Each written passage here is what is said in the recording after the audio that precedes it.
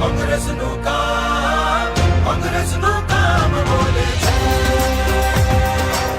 કોંગ્રેસનું કામ બોલે છે. કોંગ્રેસનું કામ બોલે છે.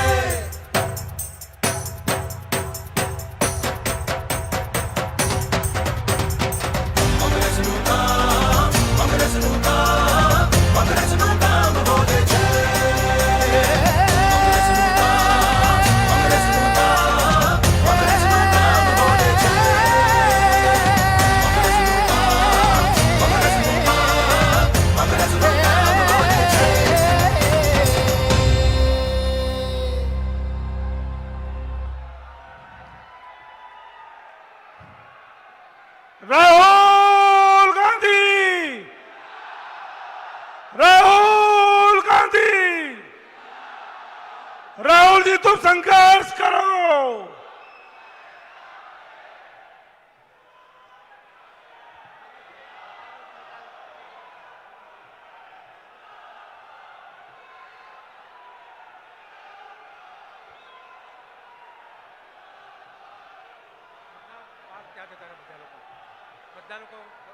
સૌને વિનંતી છે કે પાછળ જગ્યા છે આપણે આગેવાનોને પ્લીઝ.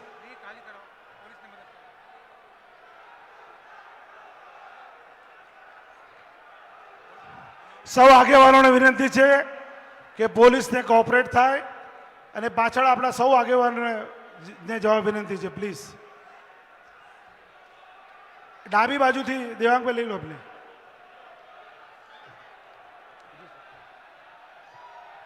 બધા જિલ્લા પ્રમુખો અને પ્રદેશના ઓફિસ બેરર્સ ડી ખાલી કરો પ્લીઝ. પ્લીઝ ડી ખાલી કરો. વિજયભાઈ ચલો ત્યાંથી આગળ પાછળ જતા રહો. પાછળ ફરીને આવી જાઓ પ્લીઝ. કોઈ ચિંતા નહીં કરો. સેવાદળ કામમાં લાગજો.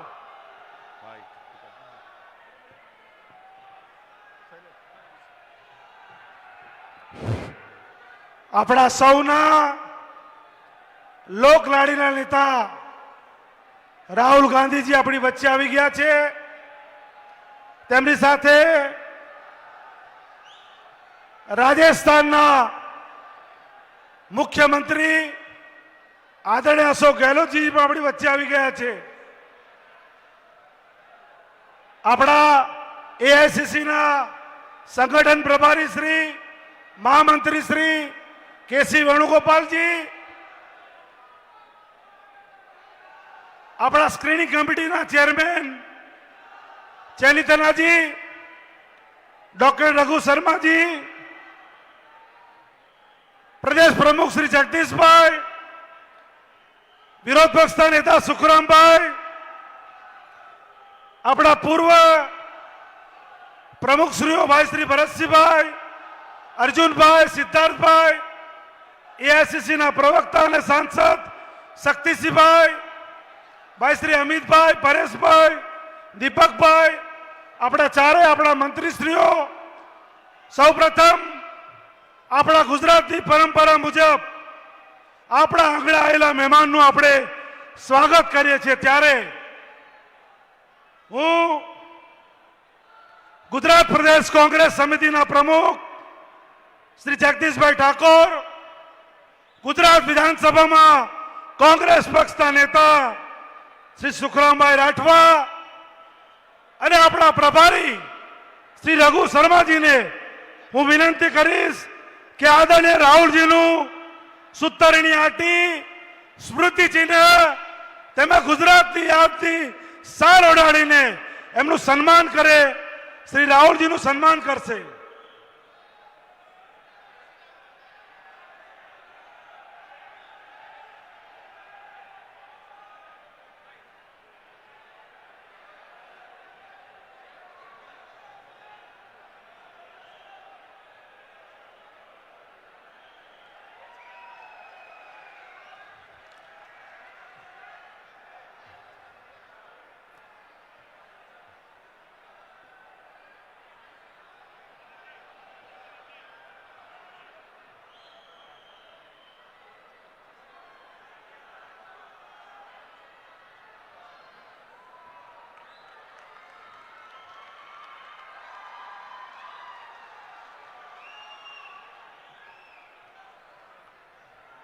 એવી જ રીતે રાજસ્થાનના આપણા આ સ્મૃતિચિહ્ન શ્રી જગદીશભાઈ, રઘુ શર્માજી અને સુખરામભાઈ આદરણીય રાહુલજીને આપશે.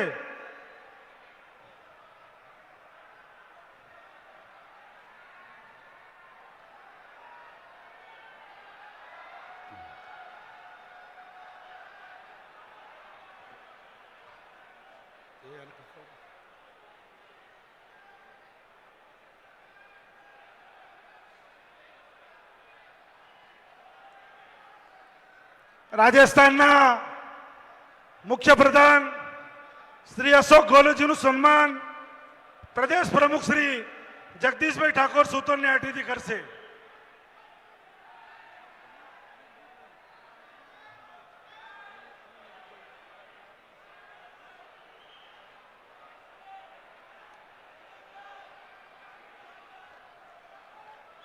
આપણા એઆઈસીસીના મહામંત્રી અને સંગઠન પ્રભારી શ્રી કેસી વેણુગોપાલજીનું સન્માન શ્રી જગદીશભાઈ ઠાકોર કરશે.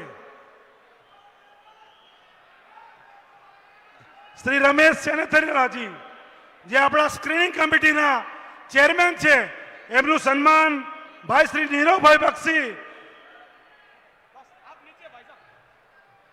શહેર સમિતિના પ્રમુખ ભાઈ શ્રી નીરવભાઈ બક્ષી રમેશ સેનેથરિયાજીનું પણ સન્માન કરશે.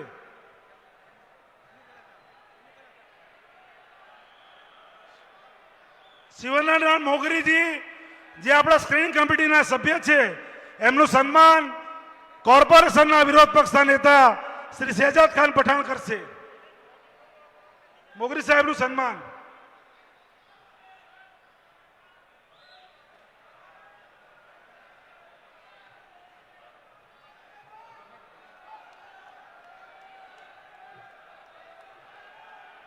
આ ડ્રોન ચાલુ કરો, ડ્રોન સ્ક્રીન ઉપર. એવા જ આપણા જય કિશનજી જે આપણા સ્ક્રીનિંગ કમિટીના સભ્ય છે એમનું સન્માન વિધાનસભાના દંડક શ્રી શ્રીજય ચાવડાજી કરશે.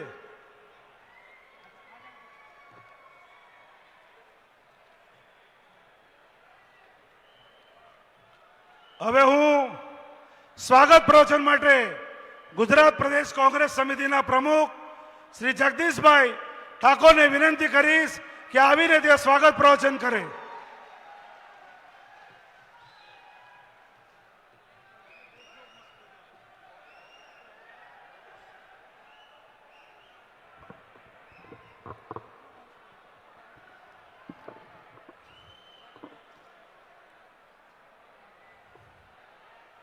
आने वाला हिंदुस्तान का भविष्य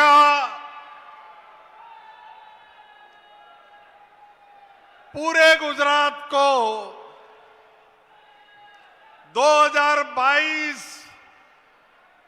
दिसंबर में दिशा देने वाले और जो कठिनाइयां, जो तकलीफें, जो मुश्किली हमारा कांग्रेस का वर्कर, हमारा बूथ का वर्कर, हमारा तहसील का वर्कर, हमारा डिस्ट्रिक्ट का वर्कर और पूरे गुजरात की लीडरशिप गुजरात के तानाशाहों के सामने जो लड़ रही है, जिसकी ताकत पर ऐसे हिंदुस्तान के हमारे भविष्य आदरणीय राहुल गांधी जी બધાને વિનંતી કરીશ કે બે હાથ ઊંચા કરીને તાળીઓથી વધાવો.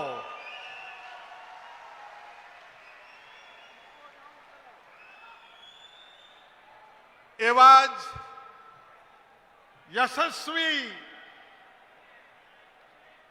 રાજસ્થાનના ગાંધી,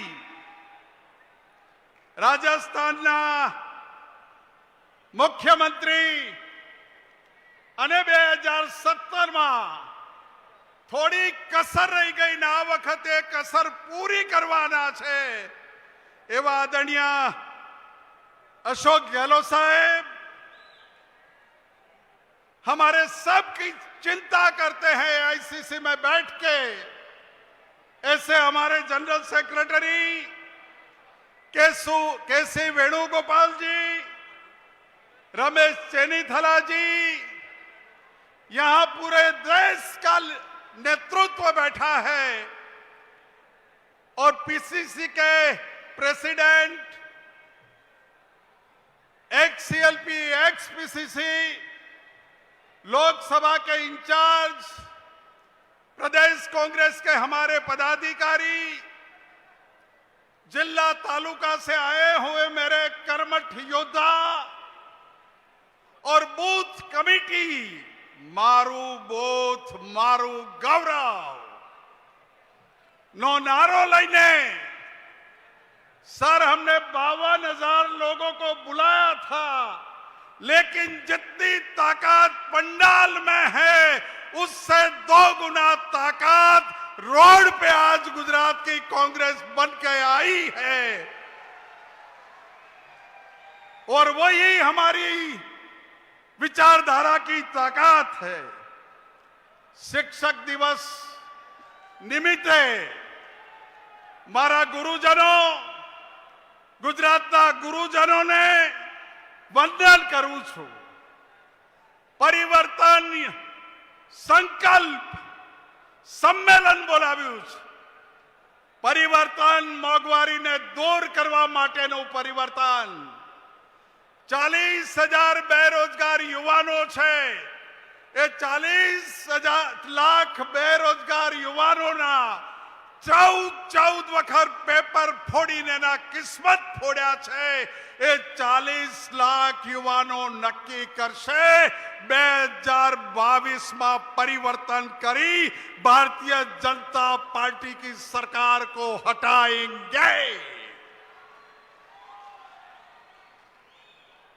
ખેડૂત ખેતરમાંથી ગાયબ થઈ ગયો, યુવાન સચિવાલય ને સરકારી નોકરીઓમાંથી ગાયબ થઈ ગયો, સરકારી કર્મચારી એની નોકરીમાંથી ગાયબ થઈ ગયો, ગૃહિણી એના કિચનમાંથી ગાયબ થઈ ગયા।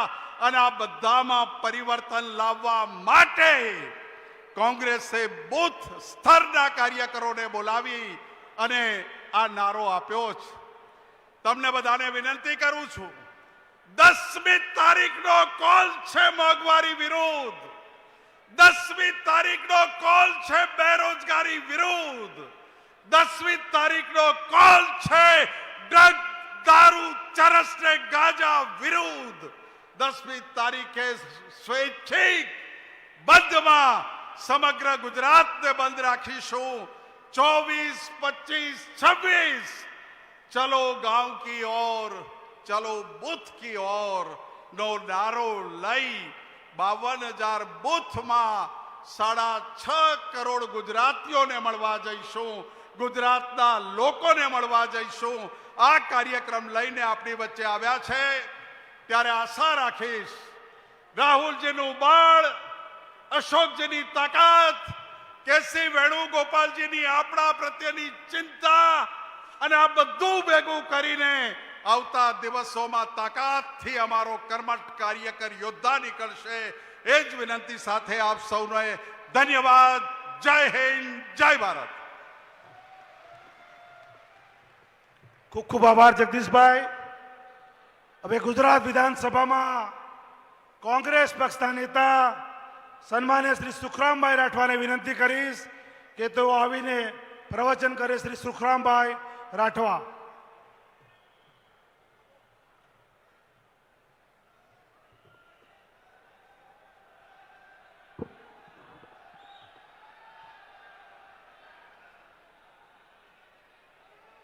આપણા સૌની વચ્ચે આપણને માર્ગદર્શન આપવા ગુજરાતમાં કોંગ્રેસનું શાસન આવે એના માટે આપણને જોમ અને જુસ્સો વધારવા માટે આ પરિવર્તન સંકલ્પ સંમેલનમાં ઉપસ્થિત આપણા સૌના લાડીલા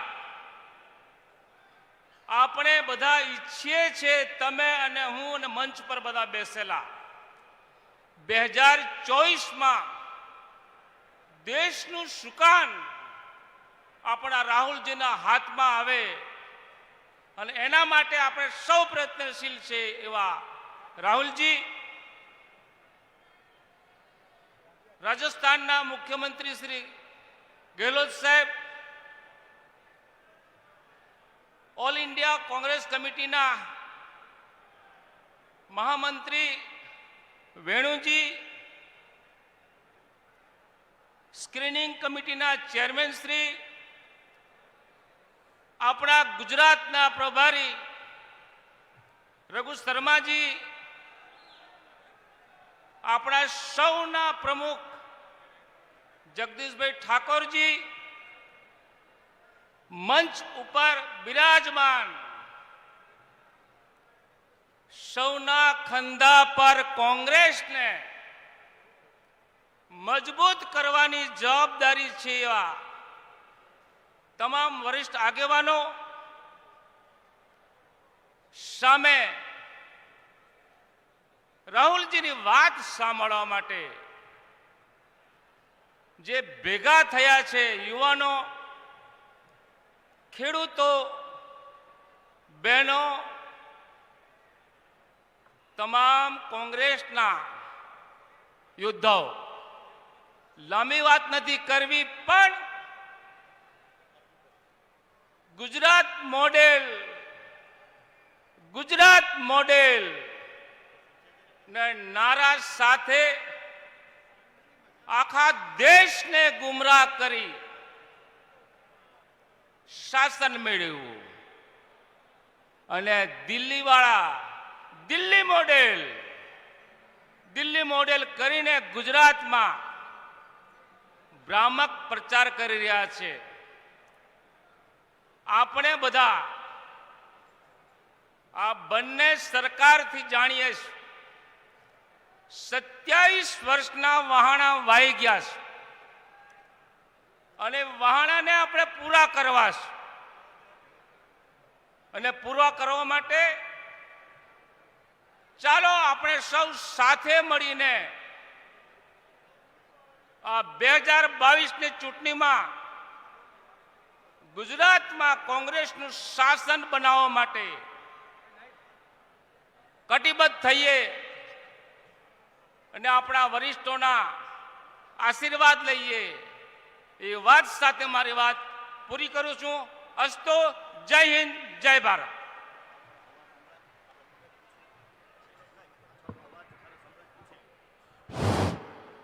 પાછળ અવાજ આવે છે ને? છેક છેલ્લે. ખૂબ ખૂબ આભાર સુખરામભાઈ. હવે ગુજરાતના આપણા પ્રભારી અને રાજસ્થાનના પૂર્વ આરોગ્ય પ્રધાન શ્રી રઘુ શર્માજીને હું વિનંતી કરીશ કે તેઓ આવીને પ્રાસંગિક પ્રવચન કરે. શ્રી રઘુ શર્માજી.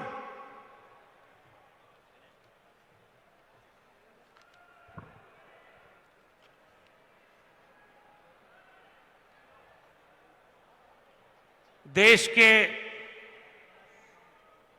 आम और अवाम के हक और हुकूक की लड़ाई लड़ने वाले हमारे महबूब नेता आदरणीय राहुल गांधी जी का मैं हमारे राष्ट्रपिता महात्मा गांधी की धरती पे, सरदार पटेल की धरती पे आज ये परिवर्तन संकल्प बूथ स्तरीय कार्यकर्ता सम्मेलन में आप सब लोगों की ओर से हार्दिक स्वागत करता हूं, अभिनंदन करता हूं।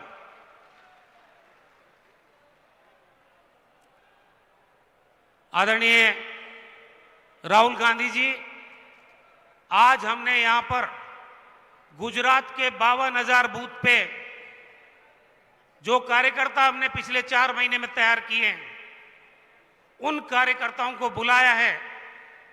आप हम लोगों के लिए ऊर्जा का स्रोत हैं।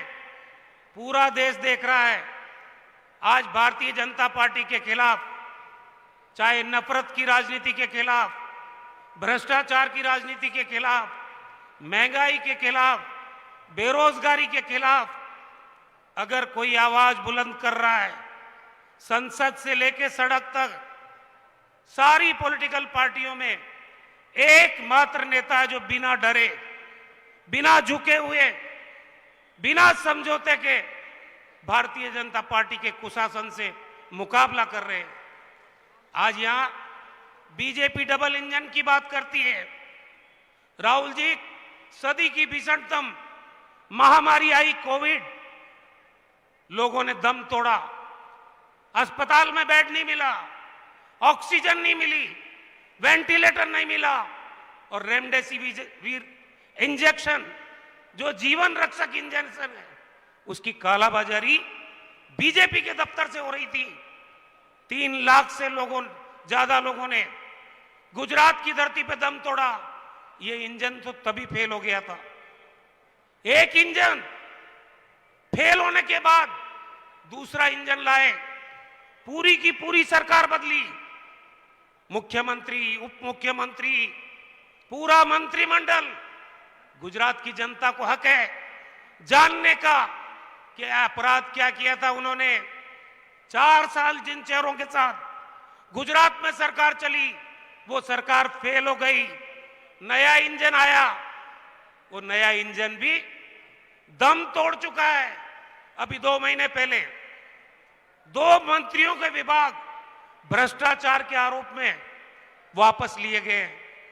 अब ये बार बार दिल्ली का इंजन यहां आके गुजरात के इंजन की मदद करता है, लेकिन असलियत यह है कि भारतीय जनता पार्टी की दिल्ली के इंजन में जो खराबी आई है, नफरत की राजनीति उनका हथियार बन गया है, ईडी उनका हथियार बन गया है, सीबीआई उनका हथियार बन गया है, इनकम टैक्स उनका हथियार बन गया है।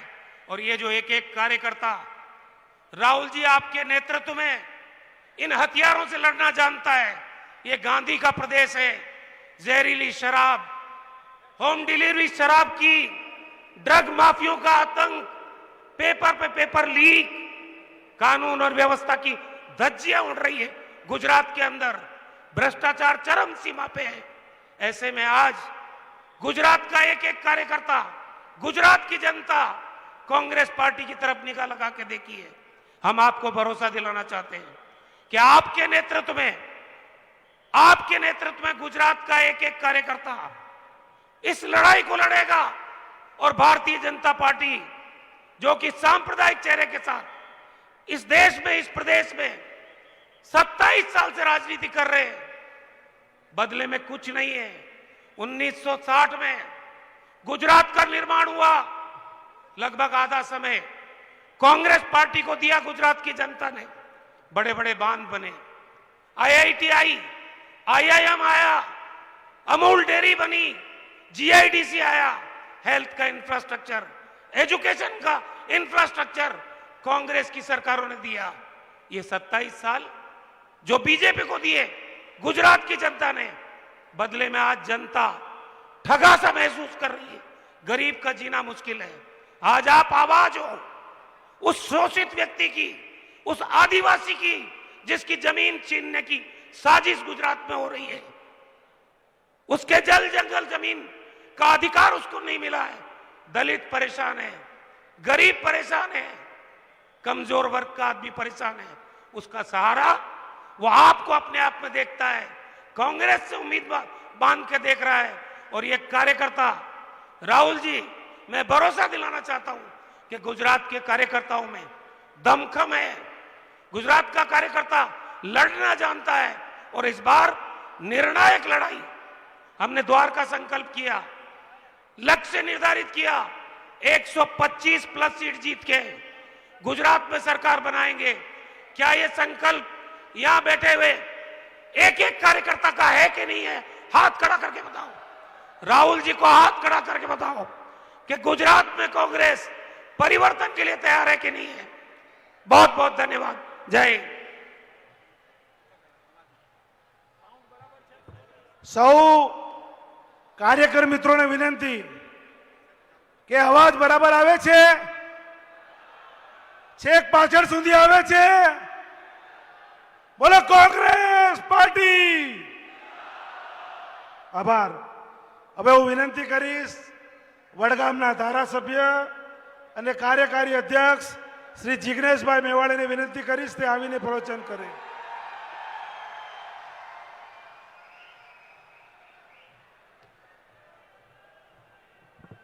મંચ ઉપરના સૌ સન્માનીય સાથીઓ, સૌના નામ ન લઈ શકું તો માફ કરજો. આદરણીય રાહુલ ગાંધીજી, રાજસ્થાનના આપણા સન્માનીય મુખ્યમંત્રી અશોક ગેહલોતજી, કેસી વેણુગોપાલજી, માનનીય જગદીશભાઈ ઠાકોર, સુખરામભાઈ રાઠવા, કોંગ્રેસ પાર્ટીના તમામ મંચ ઉપરના સન્માનીય સાથીઓ અને કોંગ્રેસના હાથ પગ એવા તમે સૌ જે ગુજરાતના ખૂણે ખૂણેથી 2022 કોંગ્રેસ લાવી આ નારોને સંકલ્પબદ્ધ કરવા માટે એકત્રિત થયા છે. આ તમામ ક્રાંતિકારી સાથીઓનું જય ભીમ, જય કોંગ્રેસ અને ઇન્કલાબાદ જિંદાબાદના નારા સાથે સ્વાગત કરું છું. સાથીઓ, કહેવાનું ઘણું છે, પણ આજે માનનીય રાહુલજીને આપણે સૌએ સાંભળવાના છે. પણ એક મુદ્દો કોઈ પણ સંજોગોમાં ચૂકવા માંગતો નથી. ગુજરાતની દીકરી અને ભારત માતાનું સંતાન એવી બિલ્કિસ બાનો નામની એક ગર્ભવતી દીકરીની ઉપર સામૂહિક બળાત્કાર થયો. એની આંખોની સામે 7 લોકોના ખૂન કરવામાં આવ્યા અને તમામે તમામ બળાત્કારીઓને, હત્યારાઓને જેલમાંથી છોડી દીધા. અને છોડી દીધા પછી અમને મીઠાઈ ખવડાવી, ફૂલ તોરા કર્યા, ઢોલ નગારા વગાડ્યા, એમનું સ્વાગત કર્યું અને પછી એવું કીધું કે એમના સંસ્કારો સારા હતા એટલે બળાત્કારીઓને છોડી દીધા. આ ગુજરાતના સંસ્કાર હોઈ શકે નહીં. આ જગતના ચોકમાં દુનિયાની સામે ગુજરાતની આબરૂને નીલામ કરવાની કોશિશ આરએસએસ અને ભાજપની સરકારે કરી છે. આ વાત તમામે તમામ બૂથ ઉપરના સાથીઓએ ઘરે ઘરે સુધી પહોંચવાની છે અને એવું કહેવાનું છે કે આ બાપુનું ગુજરાત છે, સરદાર પટેલનું ગુજરાત છે, ઇન્દુલાલ યાજ્ઞિકનું ગુજરાત છે, રવિશંકર મહારાજનું ગુજરાત છે. જ્યાં સુધી આ બળાત્કારીઓને ફરી જેલમાં મોકલવામાં નહીં આવે ત્યાં સુધી ગુજરાતની સડકો પર ઉતરવા અમને કોઈ રોકશે નહીં.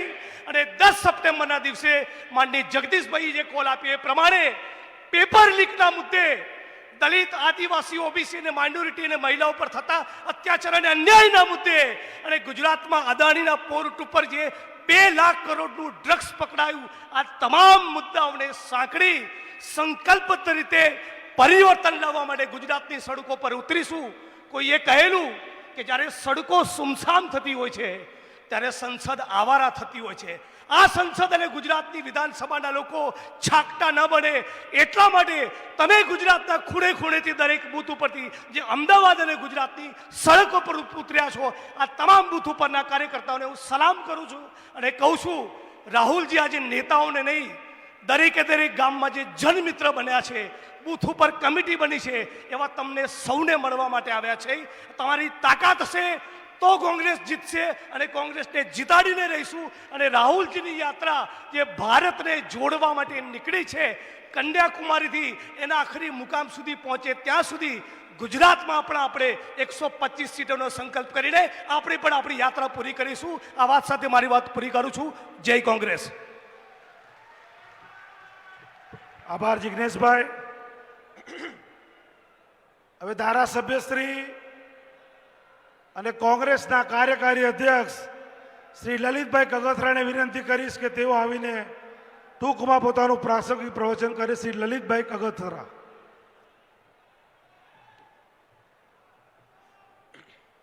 શ્રદ્ધે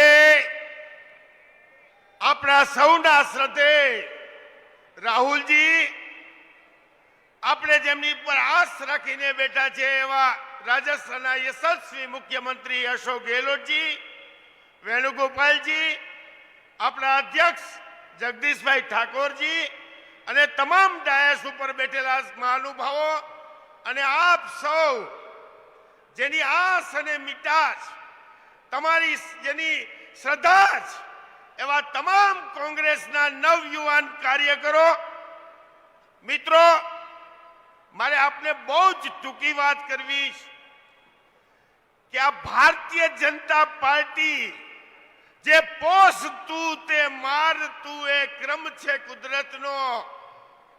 આજે નોકરિયાતો દુખી, એ જ ભાજપને પોષવાવાળા હતા, એના પેન્શન નથી, આજે યુવાનોને નોકરી નથી, આજે ખેડૂતોને ભાવ નથી, આજે આપણી કોઈ વાત સાંભળવા વાળું નથી. ત્યારે આપ સૌના વતી હું રાહુલજીને કહું છું કે ગુજરાતની પ્રજા રાહ જુએ છે, રાહ. ગુજરાતની પ્રજા થાકી ગઈ. હવે ભાજપથી મુક્ત કરાવો. હવે ગુજરાતની પ્રજા કહે છે, રાહુલજી અમારે નોકરી જોઈ, અમારે ખેતીના ખેત પેદાશના પૂરા ભાવ જોઈ. રાહુલજી આજે પ્રજા આ ગુજરાતની આપની રાહ જોઈને બેઠી છે. આપની ઉપર શ્રદ્ધા છે કે અમે ગુજરાતમાં પરિવર્તન લાવશું, રાત દી એક કરી દેશું. ગુજરાતમાંથી જે પૈસું ભાજપને, એ ભાજપને અહીંથી હટાડીને રહેશું. જય હિન્દ, જય ભારત. ખૂબ ખૂબ આભાર. હવે હું ધારાસભ્ય શ્રી અને કાર્યકારી અધ્યક્ષ શ્રી ઋત્વિકભાઈ મકવાણાને વિનંતી કરીશ કે તેઓ આવીને પોતાનું ટૂંકું પ્રવચન કરે. શ્રી ઋત્વિકભાઈ મકવાણા.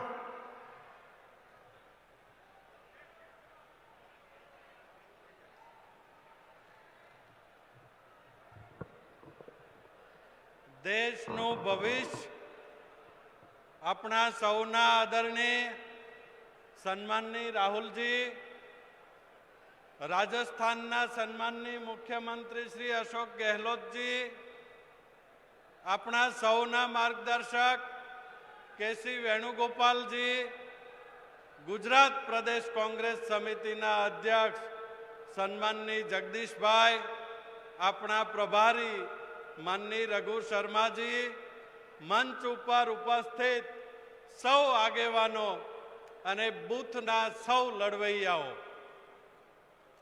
आजादी नो 75वां वर्ष, आजादी का अमृत महोत्सव सब साथ में मिलकर मना रहे हैं. आजादी ना खरा अर्थ में उजववा माटे जो कोई हकदार होय तो एक कांग्रेस ना कार्यकर्ताओ छे. देश ने आजादी महात्मा गांधी, सरदार पटेल अने लाखों लड़वैयाओना कारणे मळी हती. आजादीनी अंदर मने अने तमने मत आपवानो अधिकार जो कोईए आप्यो होय तो एक कांग्रेस पार्टी अने गांधी परिवारे आप्यो छे. ए अधिकार जो आपणे टकावी राखवो होय तो आवनारा समयनी अंदर पहले लड़े थे गोरों से, अब लड़ेंगे चोरों से.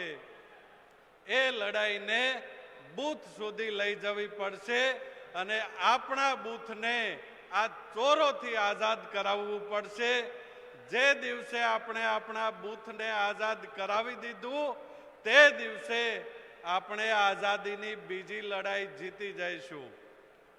फरी वखत आप सौने खूब खूब शुभेच्छाओ साथे आप सौनी पासे अपेक्षा राखीए छीए कि आवनारी बूथनी लड़ाई आप सौना भरोसे कांग्रेस पार्टी जीतशे एवी अपेक्षा साथे खूब खूब आभार. धन्यवाद.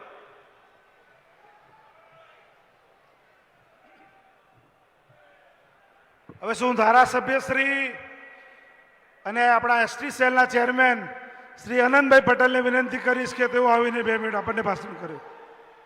ટૂંકમાં આનંદભાઈ પટેલ આપણને પ્રવચન કરશે. સર્વને નમસ્કાર. આપણા સૌના લાડીલા અને દેશના ભવિષ્ય એવા રાહુલ ગાંધીજી, રાજસ્થાનના મુખ્યમંત્રી એવા અશોકજી, આપણા પ્રભારી ડોક્ટર રઘુ શર્માજી, પ્રદેશ કોંગ્રેસ સમિતિના પ્રમુખ એવા જગદીશભાઈ, સીએલપી એવા આપણા સૌના આગેવાન એવા સુખરામ રાઠવાજી, વેણુગોપાલનજી, મંચસ્થ બિરાજમાન તમામ આગેવાનો. મારે વાત આદિવાસી વિસ્તારની કરવાની છે. જે દાહોદમાં રાહુલ ગાંધીજી કહી ગયા, આદિવાસી સત્યાગ્રહની વાત કરી અને આપણો જળ જંગલ જમીનનો પ્રશ્ન રાહુલજીએ ઉઠાવ્યો છે અને આપણી જળ જંગલ જમીનને બચાવવા માટે રાહુલજી એક સૈનિકની જેમ આપણી પડખે ઊભા છે. ગુજરાત વર્તમાન સરકાર અવનવા પ્રોજેક્ટો લાવે છે. ઘણી વખત વિસ્થાપિતો કરવાની વાત કરે છે, ત્યારે માત્ર ને માત્ર આદિવાસી સમાજ જ કેમ?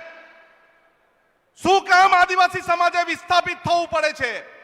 વર્તમાન સરકાર શા કારણે અમારું જળ જંગલ જમીન લૂંટી રહી છે?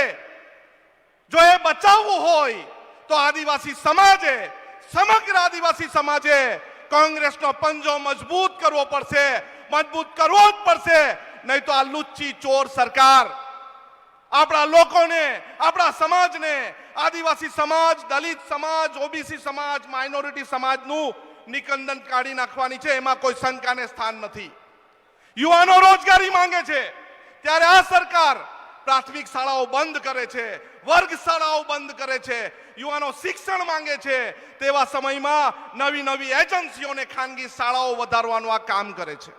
આવા સમયે જો 2022માં આપણે કોંગ્રેસનો હાથ મજબૂત કરીશું તો આવનારા સમયમાં આપણી જળ જંગલ જમીનની સાથે આદિવાસી અસ્મિતાનો બચાવ આપણી કોંગ્રેસની સરકાર કરે છે. અને આ મંચ પરથી એ જ નિર્ધાર કરવા આવ્યા છે કે કોઈ પણ ભોગે, કોઈ પણ સંજોગે આપણે કોંગ્રેસને 2022માં લાવવાની છે અને કોંગ્રેસને જીતાડવાનું છે.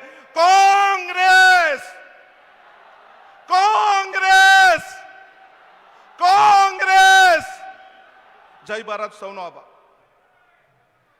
હવે ધારાસભ્ય શ્રી અને કાર્યકારી અધ્યક્ષ શ્રી અમરીશભાઈ ડેરને વિનંતી કરીશ કે તેઓ આવીને પોતાની ટૂંકી વાત કરે. શ્રી અમરીશભાઈ ડેર.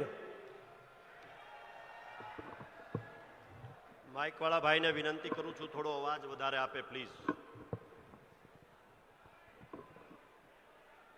ના મળે અધિકાર ત્યારે ગર્જના કરવી પડે, નહીં તો બસ આખી જિંદગી ભીખ માંગવી પડે. હું આપ સૌને વિનંતી કરું છું કે નક્કી કરો કે શું કરવું છે, ગર્જના કરવી છે કે ભીખ માંગવી છે. આજના પરિવર્તન સંકલ્પ યાત્રા કાર્યક્રમની અંદર કોંગ્રેસ પક્ષના યુવા નેતા, ભારત દેશનું ભવિષ્ય આદરણીય રાહુલજી આપણા બધા વચ્ચે ઉપસ્થિત છે, ત્યારે એમની સાથે આવેલું આપણી પાર્ટીનું શીર્ષ નેતૃત્વ, અન્ય મંચસ્થ મહેમાનો, આપ સૌ વડીલો અને યુવાન દોસ્તો અને પત્રકાર મિત્રો, મારે એક જ વાત આપ બધા સમક્ષ કરવી છે. આ ભારતીય જનતા પાર્ટીના સત્તાધીશોએ ભૂતકાળની અંદર જે વાતો કરી છે ને એ વાતો, લોક કલ્યાણકારી યોજનાઓ જનતા જનાર્દન સુધી પહોંચી નથી. કદાચ એટલા માટે કોંગ્રેસના શીર્ષ નેતૃત્વએ છેવાડાના માનવીને પૂછીને મેનિફેસ્ટો કમિટીની અંદર જે વાતો કરી છે, એટલે લોકોમાં ક્યાંક ને ક્યાંક એવું છે કે આણે કર્યું નથી, તમે કરશો કે કેમ? ત્યારે આપ સૌના માધ્યમથી ગુજરાતની જનતા જનાર્દનને કહેવા માંગુ છું કે યુવાનોના પ્રશ્નો હોય તો પણ ભલે, આદિવાસીઓના પ્રશ્ન હોય તો પણ ભલે, મહિલાઓના પ્રશ્ન હોય તો પણ ભલે, મધ્યમ વર્ગના પ્રશ્નો હોય તો પણ ભલે, માલધારીઓના પ્રશ્નો હોય તો પણ ભલે, નાના વેપારીઓના પ્રશ્ન હોય તો પણ ભલે, ખેડૂતોના પ્રશ્ન હોય તો પણ ભલે, અમે ખાતરી આપીએ છીએ કે અમે સત્તામાં આવતા વેત આ બધા જ પ્રશ્નોનું નિરાકરણ લાવશું. અને એટલા માટે ગૌરવ સાથે કહું છું કે આ બધા જ પ્રશ્નોની ચર્ચા, મેનિફેસ્ટો કમિટીની ચર્ચા, એના મુદ્દાઓની ચર્ચા કોંગ્રેસ પાર્ટીએ દ્વારકાની અંદર કરી છે, દ્વારકાધીશને નજર સામે રાખીને કરી છે. એટલે વિનંતી કરું છું કે માઇનોરિટીના પ્રશ્નો હોય તો પણ ભલે, મેં કીધા પ્રશ્નો હોય તો પણ ભલે, આ બધા જ પ્રશ્નોની રજૂઆત ના સંદર્ભે સરકાર આવ્યા પછી અમે કરીશું. અને તેમ છતાં પણ જો આપણા ઉપર ભરોસો ન બેસે તો આ બધાય વતી ખાતરી આપું છું કે જો 2022ની અંદર ચૂંટણી જીતીશ તો ધારાસભ્ય તરીકે હઈશ, અને જો ચૂંટણી નહીં જીતું તો કાર્ય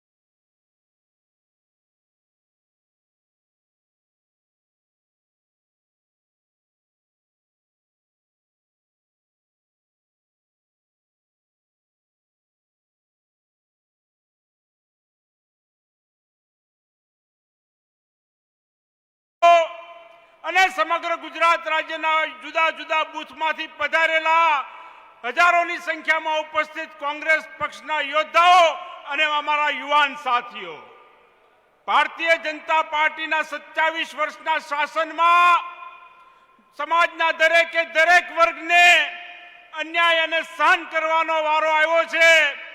પછી એ ગુજરાત રાજ્યનો વિદ્યાર્થી હોય, ગુજરાત રાજ્યનો યુવાન હોય, ગુજરાત રાજ્યનો વેપારી હોય, ગુજરાત રાજ્યનો ખેડૂત હોય, પરંતુ ગુજરાત રાજ્યની આ ભારતીય જનતા પાર્ટીની સરકારમાં સૌથી વધારે જો હેરાન થવાનું કોઈને આવ્યું છે તો ગુજરાત રાજ્યના યુવાનને આવ્યું છે.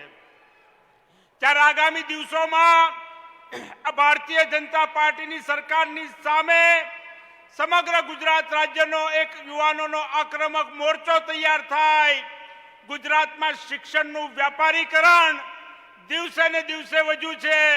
ગુજરાત રાજ્યના વાલીઓ પોતાના પુત્રને કે પુત્રીને અભ્યાસ કરાવે અને જ્યારે સ્પર્ધાત્મક પરીક્ષાઓમાં પરીક્ષા આપવા જાય તો 22 જેટલી પરીક્ષાઓમાં પેપર ફૂટી જાય, છતાં પણ આ સરકાર આ પેપર ફોડનારાઓ સામે કોઈ કડક કાયદો બનાવતી નથી.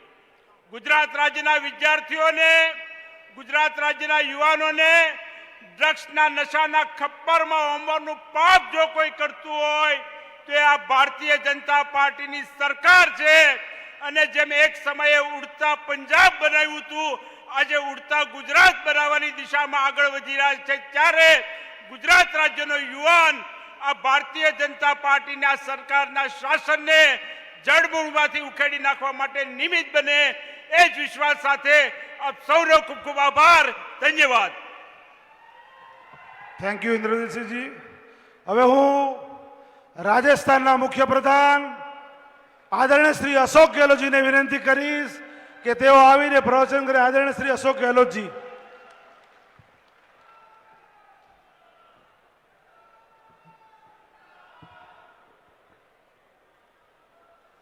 हमारे महबूब नेता आदरणीय राहुल गांधी जी, संगठन महासचिव के जी वेणुगोपाल जी,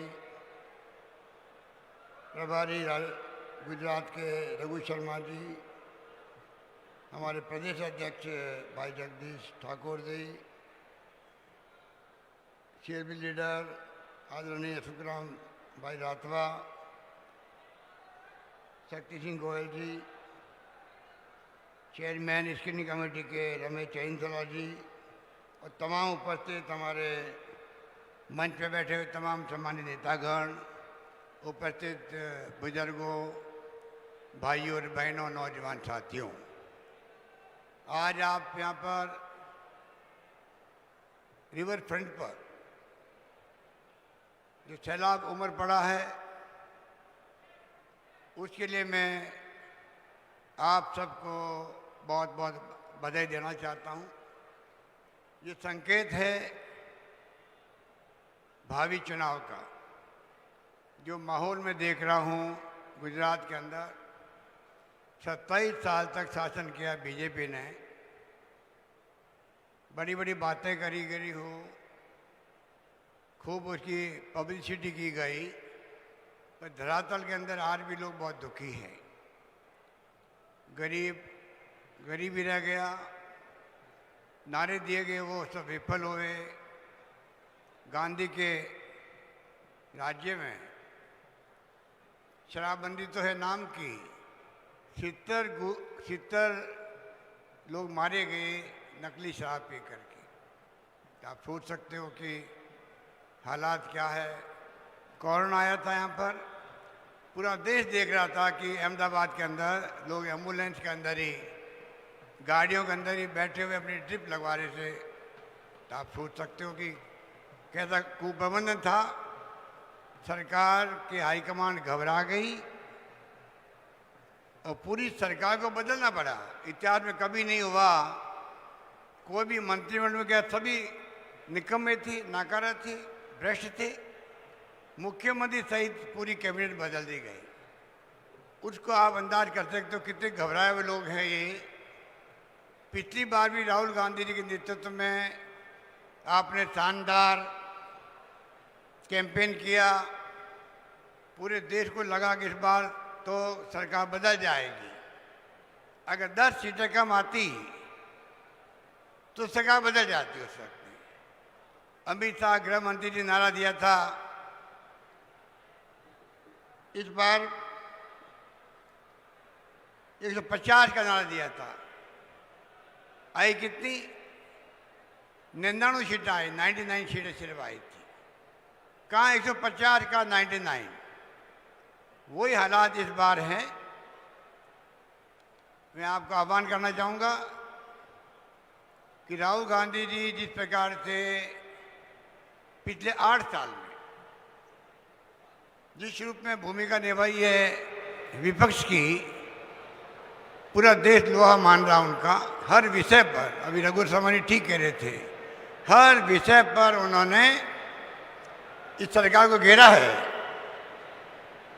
जो विपक्ष की भूमिका होती है कमी नहीं रखी है।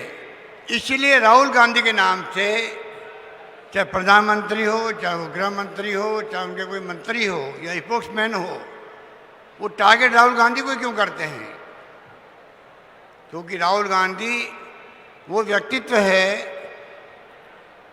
जो पूरे देश के आम आवाम की आवाज़ है।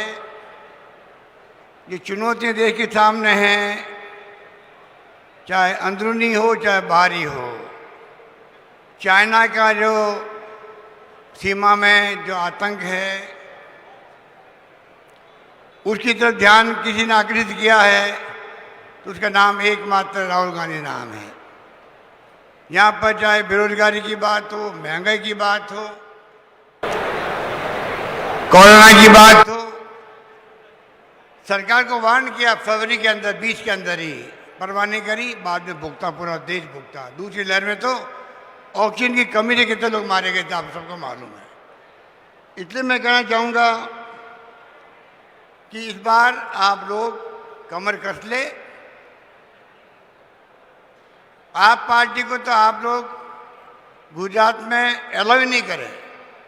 जिसने गुजरात के महात्मा गांधी, जिन्होंने जन्म लिया पोरबंदर में, जिसको आज देश सब राष्ट्रपिता मानता है, और सोनिया गांधी जी ने, डॉक्टर मनमोहन सिंह जी ने संयुक्त राष्ट्र संघ से कैंपेन करके प्रस्ताव पास करवा दिया कि महात्मा गांधी के जन्म दिवस 2 अक्टूबर को पूरी दुनिया मनाएगी अंतर्राष्ट्रीय अहिंसा दिवस।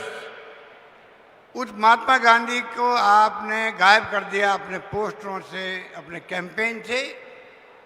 हम भगत सिंह जी का बहुत सम्मान करते हैं, बड़ा त्याग किया, फांसी के फंदे पर चढ़े, पूरा देश नतमस्तक किया उनके सामने।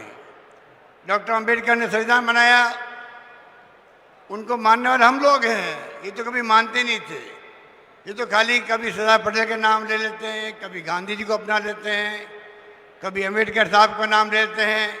दिल से किसी को स्वीकार नहीं करते लोग। वो लोग हैं ये सत्ता में बैठे हुए लोग जो फासिस्टी है, खाली लोकतंत्र का चेहरा पहना हुआ है। इसलिए आज लोकतंत्र खतरे में देश में। ईडी, इनकम टैक्स, सीबीआई आतंक मचा रखा है, संविधान की धज्जियां उड़ रही है। जुडिशरी दबाव के अंदर है। इसलिए मैं लंबी बात नहीं करता हुआ इतना ही कहना चाहूँगा, आप लोग सब जानते हैं गुजराती तो आज़ादी के पहले से ही गुजराती राज्य का नाम देश में दुनिया में रहा है, अलग पहचान रही है, स्मृतिशाली राज्य रहा है। जहाँ गुजराती है वहाँ गुजरात है, ये कहावत है, वो राज्य गुजरात है। वहाँ पे आप सोच लीजिए इस देश में जो महंगाई की मार है, डीजल, पेट्रोल, सरसों का तेल, मूंगफली, आटा, दाल, सबके भाव बढ़ा दिए, जीएसटी लगा दी। ये मौका है आपके सामने इस बार। आप लोग इस बार पिछली बार कमी रही थी, भावुक हो गए थे। जब विकास पागल हो गया तो प्रधानमंत्री जी को कहना पड़ा कि मैं खुद ही विकास हूँ। तो आप सोच सकते हैं कि पानी में जार उतारना हो, भावुक होना हो। गुजराती हमारे बहुत ही संवेदनशील व्यक्तित्व के लोग होते हैं, भावना में बह गए। इस बार भावना नहीं, इस बार हकीकत क्या है, किस प्रकार हम दुखी हैं महंगाई को लेके, बेरोजगारी को लेके। सड़कों में पहले अच्छी मानी जाती थी गुजरात की, उनकी स्थिति भी खराब हो गई राजस्थान के कंपेरिजन के अंदर। इसलिए मैं आपको कहना चाहूँगा, कृपा करके आप इस बार चूके नहीं। और जो माहौल यहाँ बनाया आप लोगों ने, वो अपना अपने यहाँ संदेश चला जाएगा दिल्ली तक। इस बार सरकार कांग्रेस की बनेगी, आप संकल्प लेके जाएंगे यहाँ से, तो मैं आपको कह सकता हूँ दावे के साथ में, जो आप लाखों की संख्या में आए हैं, इतनी भारी सभा की है आपने, मैं भी यहाँ रहा हूँ पिछले 1 साल तक, मैं कह सकता हूँ दावे के साथ में, इस बार गुस्सा पिछली बार से ज़्यादा अधिक है। और आप अगर तय कर लेंगे तो ये जो लोग बैठे हुए सत्ता में, 2 मंत्रियों के इस्तीफे करने पड़े अभी इनको 4-6 महीने में ही। क्यों करने पड़ गए? हालात बड़े खराब हैं सब क्षेत्रों में। फिर खाली आपके दिमाग में आना चाहिए कि हम जीत सकते हैं। ये भावना अगर आपने घर कर गई आपके दिलो दिमाग के अंदर, तो मैं समझता हूँ इस बार जीत को कोई रोक नहीं पाएगा। यही बात कहता हूँ, मैं अपनी बात समाप्त करता हूँ। धन्यवाद। जय हिंद। धन्यवाद। खूब खूब आभार अशोक गहलोत जी।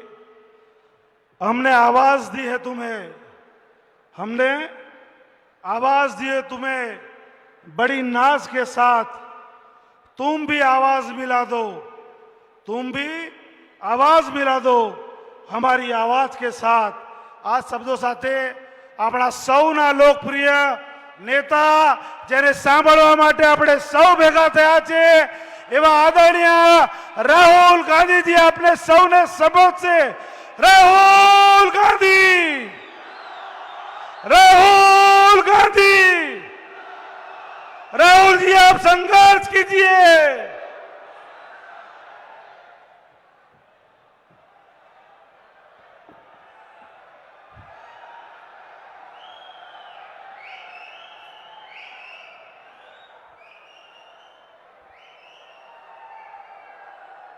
केसी वेणुगोपाल जी,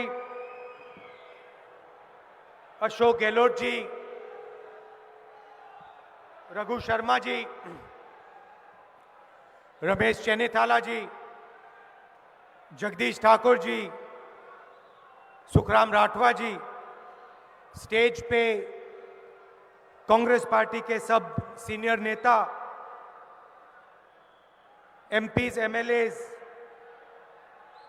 पीसीसी के ऑफिस बेयरर्स, डिस्ट्रिक्ट और ब्लॉक प्रेसिडेंट्स, प्यारे कार्यकर्ता, भाइयों और बहनों, आप सबका बहुत बहुत स्वागत, नमस्कार।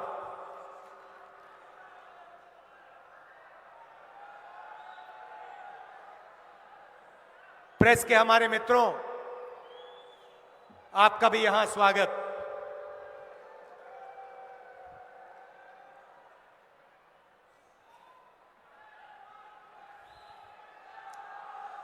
पूरे गुजरात से यहां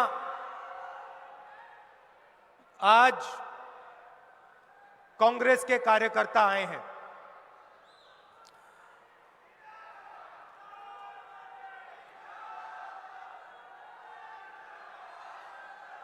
मतलब पूरे गुजरात से, गुजरात के हर कोने से, हर गांव से, हर बूथ से हजारों बब्बर शेर यहां आज आए हैं।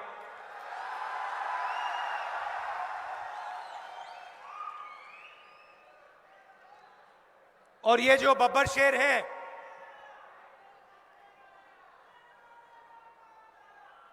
ये एक विचारधारा के लिए लड़ते हैं। ये आम बब्बर शेर नहीं है कि किसी भी चीज के लिए लड़ जाएं। ये विचारधारा की लड़ाई लड़ते हैं। और मैं जानता हूं कि यहां गुजरात में 25 साल से आप क्या सह रहे हो, मैं समझता हूं। आपकी लड़ाई एक राजनीतिक पार्टी से नहीं है।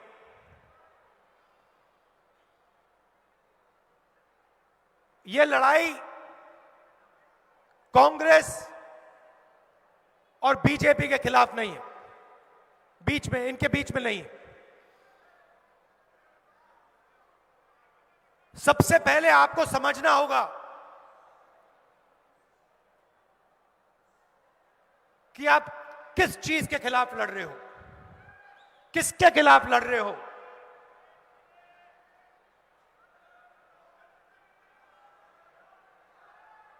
देखिए,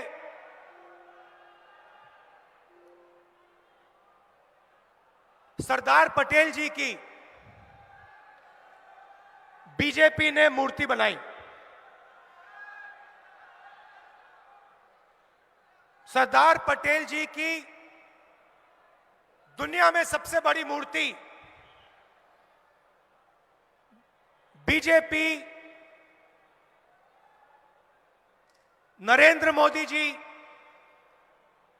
और आरएसएस के लोगों ने बनाई। सही? सरदार पटेल जी थे क्या?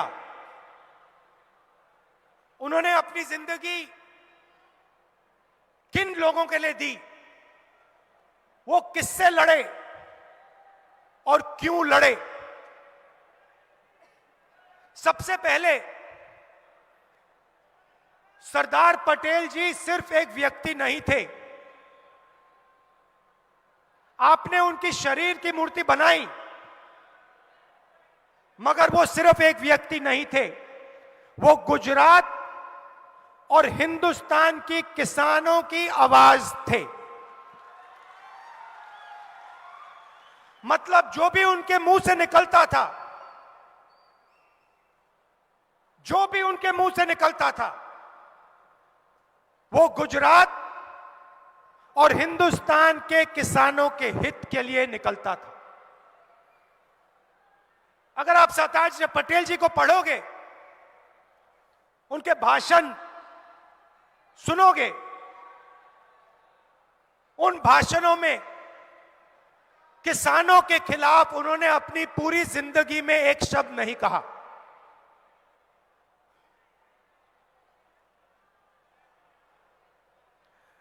सरदार पटेल जी ने गुजरात के जो इंस्टीट्यूशंस थे,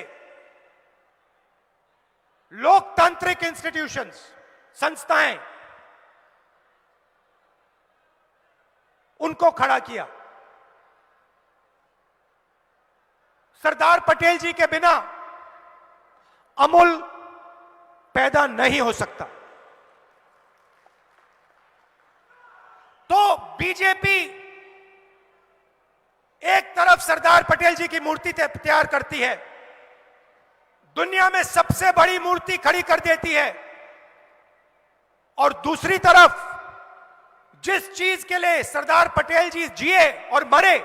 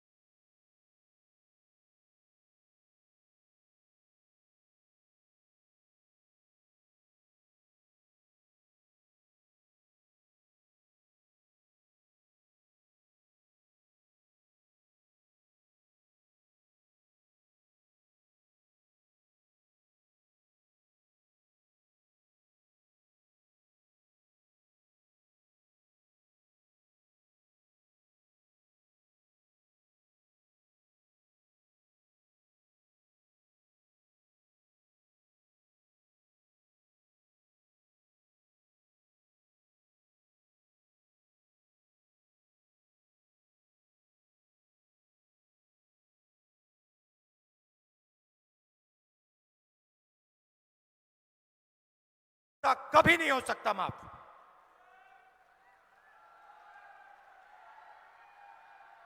अगर आज सरदार पटेल जी होते, मैं आपसे पूछता हूं, गुजरात की जनता से पूछता हूं, अगर आज सरदार पटेल जी होते, क्या वो उद्योगपतियों का कर्जा माफ करते या किसानों का कर्जा माफ करते? अगर आज सरदार पटेल जी होते तो किसानों के खिलाफ वो ये 3 कानून कभी लाते? सवाल ही नहीं उठता। मर जाते मगर ये कानून नहीं पास होने देते। ये सच्चाई है।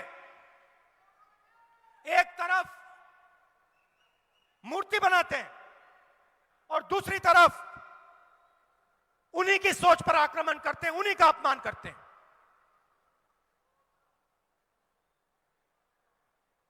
कांग्रेस पार्टी ने छत्तीसगढ़ में, राजस्थान में, मध्य प्रदेश में, पंजाब में, कर्नाटक में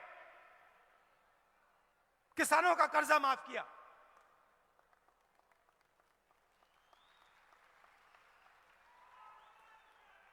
जहां भी हम सरकार में आए, हमने कहा पहला काम सरदार पटेल जी जो करते वो हम करके दिखाएंगे, और हमने कर्जा माफ कर दिया। और यहां भी 3 लाख रुपए तक का कर्जा हम माफ करेंगे हर किसान का।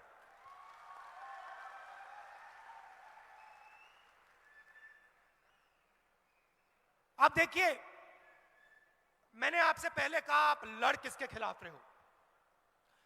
आमतौर से लोकतंत्र में राजनीतिक पार्टियों के बीच में लड़ाई होती है। कांग्रेस और बीजेपी पार्टियों के बीच में होती है,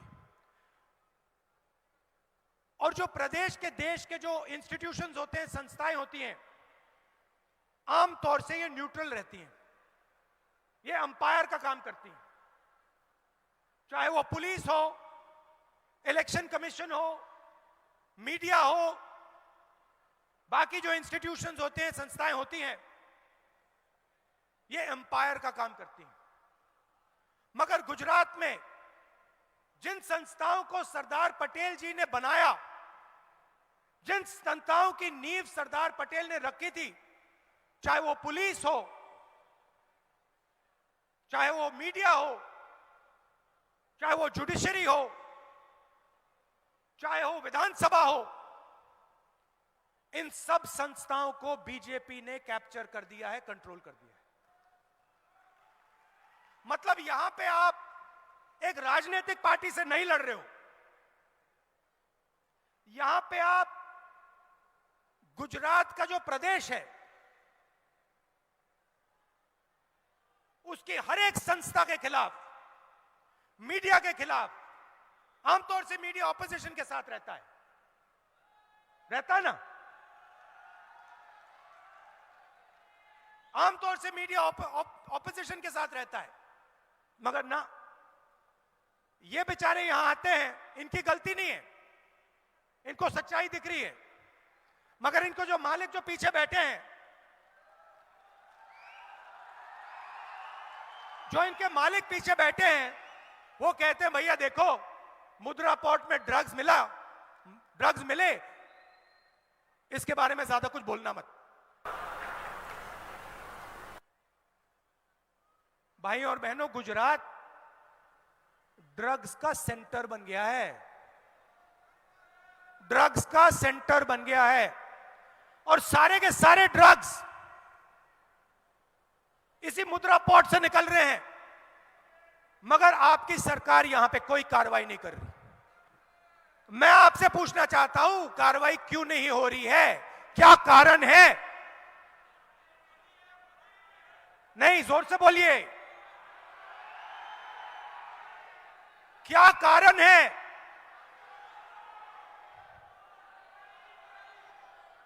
कि हर 2-3 महीने मुद्रा पोर्ट में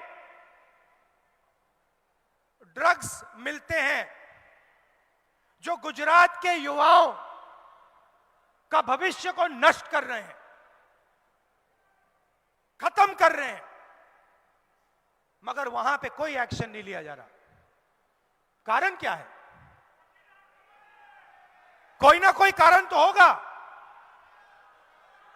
अगर किसी गरीब व्यक्ति के घर में पुलिस वाले ड्रग्स ढूंढ लें, 2 लाठी मार के जेल में कर देते हैं, सही बात है, 2 लाठी मार के अंदर कर देंगे। मगर अगर हजारों करोड़ रुपए के ड्रग्स मुद्रा पोर्ट में मिले, पुलिस कोई कार्रवाई नहीं करेगी। गुजरात मॉडल।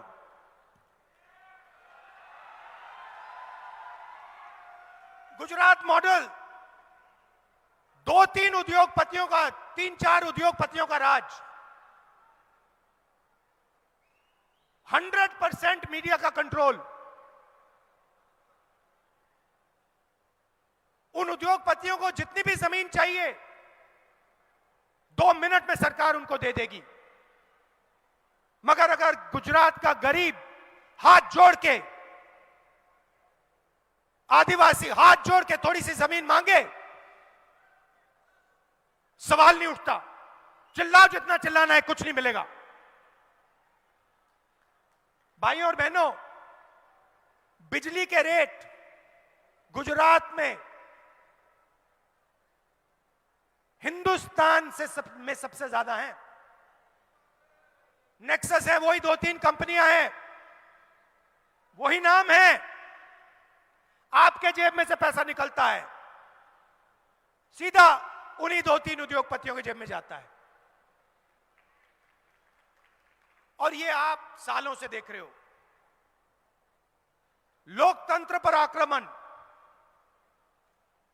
गुजरात की जनता पर आक्रमण। कोई कुछ बोल नहीं सकता गुजरात में। गुजरात एक स्टेट है जहां पे आंदोलन के लिए परमिशन लेनी पड़ती है। आंदोलन के लिए परमिशन लेनी पड़ती है। जिसके खिलाफ आप आंदोलन करोगे उसको परमिशन देनी पड़ेगी पहले, आंदोलन करने से पहले। यह है गुजरात। और आपने पूरे हिंदुस्तान को, अगर हिंदुस्तान के किसी भी व्यक्ति को व्यापार समझना हो, बिजनेस समझना हो, तो गुजरात उसको सिखा सकता है। आप सबसे आगे हो, मगर आपकी स्ट्रेंथ क्या थी? आपकी कॉम्पिटिटिव एडवांटेज क्या थी? बड़े अरबपति नहीं, स्मॉल और मीडियम इंडस्ट्री आपकी स्ट्रेंथ थी। जो छोटे व्यापारी होते हैं, मिडिल साइज व्यापारी होते हैं, वो आपकी स्ट्रेंथ थी। आप मुझे बताइए, वो जो आपकी स्ट्रेंथ थी उसका क्या हुआ? क्या गुजरात की सरकार जो छोटे व्यापारी होते हैं, स्मॉल और मीडियम बिजनेसेस होती हैं, क्या उनकी मदद करती है? नोटबंदी से जो छोटे व्यापारी हैं, मिडिल साइज व्यापारी हैं, उनको फायदा हुआ? आप किसी भी दुकानदार से पूछ लीजिए,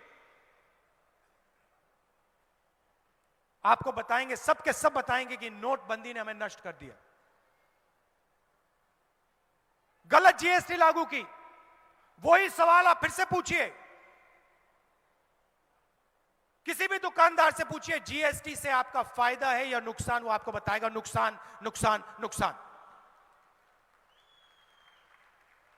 तो अगर किसानों को फायदा नहीं, मजदूरों को फायदा नहीं, छोटे व्यापारियों को फायदा नहीं, स्मॉल और मीडियम बिजनेस को फायदा नहीं, तो फायदा किसको? फायदा किसको? वही 3, 4, 5 बड़े उद्योगपतियों को। पूरा का पूरा गुजरात, आपका पूरा का पूरा प्रदेश उन्हीं 4-5 लोगों के हवाले कर दिया है। एयरपोर्ट हो, पोर्ट हो, इंफ्रास्ट्रक्चर हो, टेलीकॉम हो, कुछ भी हो, उन 5 के पास पूरा का पूरा उनके हवाले कर दिया है। ये आपकी सच्चाई है।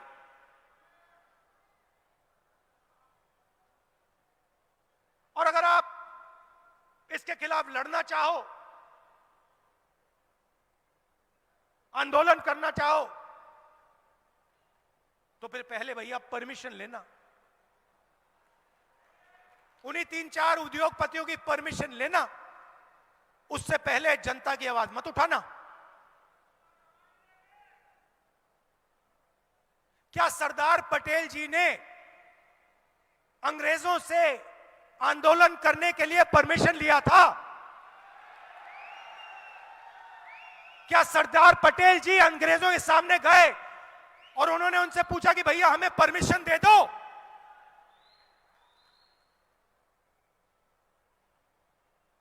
अगर आप सरदार पटेल जी से कहते कि एक ऐसा दिन आएगा कि जनता की आवाज उठाने के लिए गुजरात में परमिशन लेनी पड़ेगी, सरदार पटेल जी आपको क्या कहते? सरदार पटेल जी कहते उस सरकार को उठा के बाहर फेंको, निकालो। जो सरकार गुजरात की जनता से कहती है कि आंदोलन करने से पहले तुम्हें परमिशन लेना होगा, उसको निकालो, सरदार पटेल जी कहते। यह सच्चाई है। तो आप किसी एक राजनीतिक पार्टी से नहीं लड़ रहे हो, आप उसी विचारधारा से लड़ रहे हो जिसके खिलाफ सरदार पटेल जी लड़े थे। और सरदार पटेल जी भी आपके जैसे कांग्रेस के कार्यकर्ता थे, कांग्रेस के नेता थे। पिछले चुनाव में मीडिया के मित्रों ने कहा था कांग्रेस पार्टी तो लड़ाई में नहीं है। याद है आपको? कांग्रेस पार्टी तो लड़ाई में नहीं है। मैसेज आया था ऊपर से, कह दो कांग्रेस पार्टी लड़ाई में नहीं है। और 6 महीने में बीजेपी की हवा निकाल दी आपने। 6 महीने में आपने हवा निकाल दी।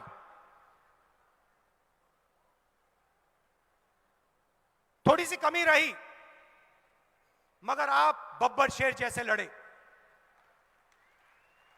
एक साथ खड़े हो गए, विचारधारा के लिए लड़े, गुजरात के किसानों के लिए लड़े,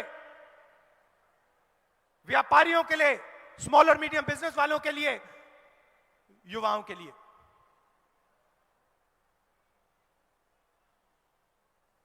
और वही इस बार होगा। देखिए, मीडिया कुछ भी कह ले और इनको कहना पड़ता है, इन बेचारों की गलती नहीं है, ऊपर से ऑर्डर आता है। कुछ भी कह दे, मैं आपको बता रहा हूं कि गुजरात की जनता आपके साथ खड़ी हुई है। गुजरात की जनता तंग है, गुजरात की जनता गुस्से में है, दुखी है। बस आपको गुजरात की जनता के साथ खड़ा होना है और आपकी सरकार गुजरात की जनता की सरकार, गुजरात की आवाज की सरकार बन जाएगी।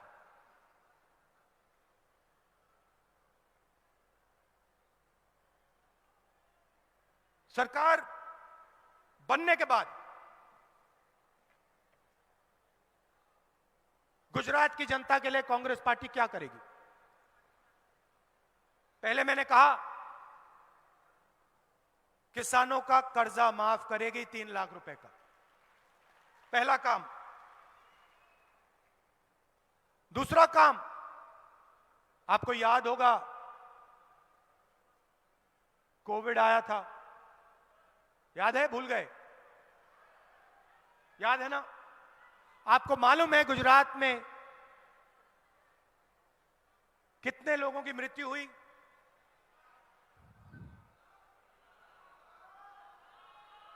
3 लाख लोग, 3 लाख लोगों की मृत्यु हुई। आपने सोशल मीडिया पे, व्हाट्सएप पे, फेसबुक पे आपने देखा होगा, अस्पताल के सामने आपने लोगों को देखा होगा। क्या बीजेपी की सरकार ने कॉम्पनसेशन दिया?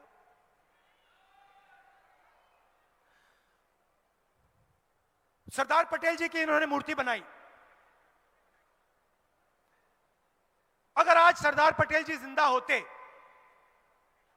और आप उनसे पूछते, सरदार पटेल जी गुजरात में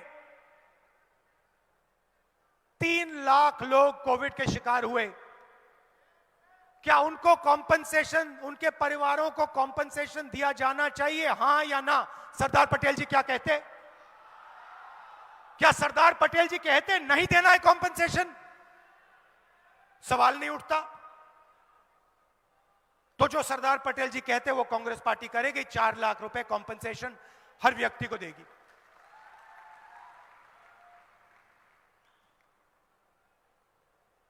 किसानों का बिजली बिल माफ करेगी और 300 यूनिट बिजली के जनरल कस्टमर्स को देगी। 3000 इंग्लिश मीडियम स्कूल और लड़कियों के लिए मुफ्त में शिक्षा कांग्रेस पार्टी देगी। हजारों स्कूलों को बीजेपी की सरकार ने बंद किया है। सरदार पटेल जी की मूर्ति लगाई हुई है,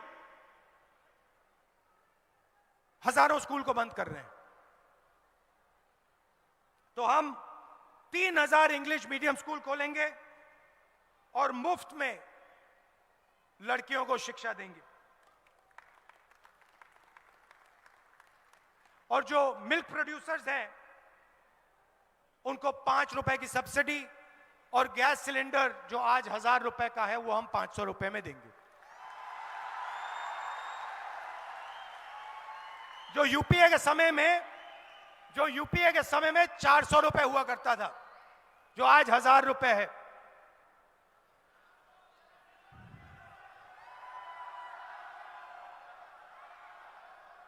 और सबसे बड़ी चीज जिससे मैं खत्म करना चाहता हूं, बेरोजगारी और महंगाई। मैंने आपसे कहा कि बीजेपी की पॉलिसीज ने, नोटबंदी ने, जीएसटी ने जो स्मॉल और मीडियम बिजनेसेस हैं, छोटे व्यापारी हैं, उनकी रीढ़ की हड्डी तोड़ दी है। भाई और बहनों, सच्चाई यह है कि 2-3 अरबपति इस प्रदेश को रोजगार नहीं दे सकते हैं। रोजगार कौन देता है? रोजगार छोटे बिजनेस, स्मॉल और मीडियम बिजनेस, व्यापारी और किसान देता है। और जब तक इनकी सरकार नहीं बनेगी, जब तक किसानों की, छोटे व्यापारियों की, स्मॉल और मीडियम बिजनेस वालों की सरकार नहीं बनेगी, जो सरकार उनकी पूरी मदद करे, तब तक इस प्रदेश में रोजगार पैदा नहीं हो सकता है। आप जितनी भी कोशिश कर लीजिए, अगर स्मॉल और मीडियम इंडस्ट्री मजबूत नहीं हुई गुजरात में, यहां पे रोजगार पैदा नहीं हो सकता। अगर बैंक के दरवाजे किसानों के लिए, स्मॉल और मीडियम बिजनेसेस के लिए, डायमंड इंडस्ट्री के लिए, टेक्सटाइल इंडस्ट्री के लिए नहीं खुले, तो यहां पे रोजगार पैदा नहीं हो सकता है। और गुजरात के जो युवा हैं भटकते फिरेंगे मगर उनको रोजगार नहीं मिलेगा। और कांग्रेस पार्टी का फोकस उन युवाओं को रोजगार देने पर होगा। पूरा का पूरा फोकस हम गुजरात के युवाओं को रोजगार देने में लगा देंगे और 10 लाख युवाओं को हम रोजगार देंगे।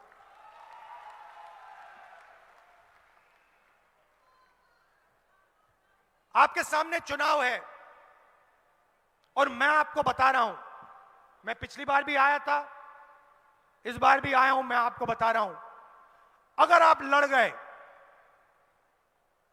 पिछली बार जैसे अगर आप लड़ गए, मैं आपको गारंटी देके कह रहा हूं, यहां पे कांग्रेस पार्टी की सरकार बनने जा रही है।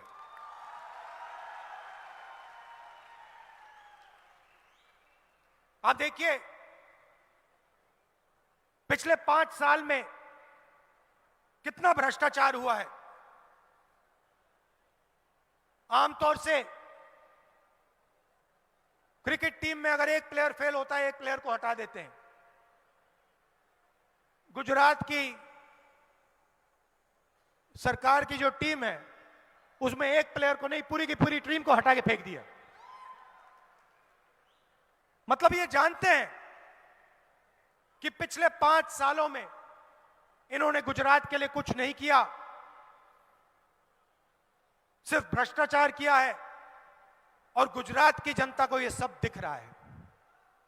तो आप लड़ जाइए, मैं आपके साथ हूं, आप लड़ जाइए और मैं आपको गारंटी कह के बता रहा हूं, अगर आप लड़ गए, अगर आप कांग्रेस पार्टी की विचारधारा के लिए लड़ गए, अगर आप किसानों की आवाज के लिए, मजदूरों की आवाज के लिए, आम जनता की आवाज के लिए लड़ गए, मैं आपको गारंटी करके कह रहा हूं कांग्रेस पार्टी का कार्यकर्ता जीत जाएगा।